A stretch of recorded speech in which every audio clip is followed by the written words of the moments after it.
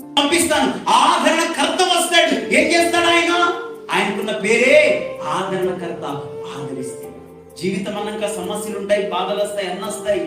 కానీ ఆ సమస్యలలో నిన్ను ఆదరించి ఆదరణకర్తగా రాబోతున్నాడు. ఎందుకు రుంగిపోతున్నావు? ఎందుకు ఏడుస్తున్నావు?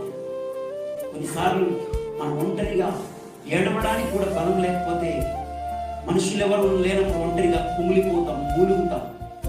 ఏమండి, మూలుగుకు భాష లేదు, స్వరం రాదు, గుండెల్లో మూలుగుతూ ఉంటాం.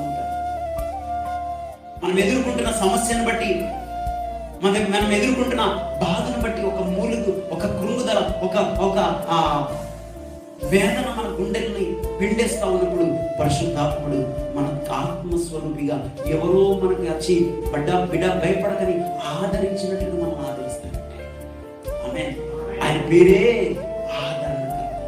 నేను ఆదరించడానికి ఆయన చేసి పరిశుద్ధాత్ముడు చేసే కార్యం రెండోదేమో తెలుసా? నేను ఆదరిస్తాడు.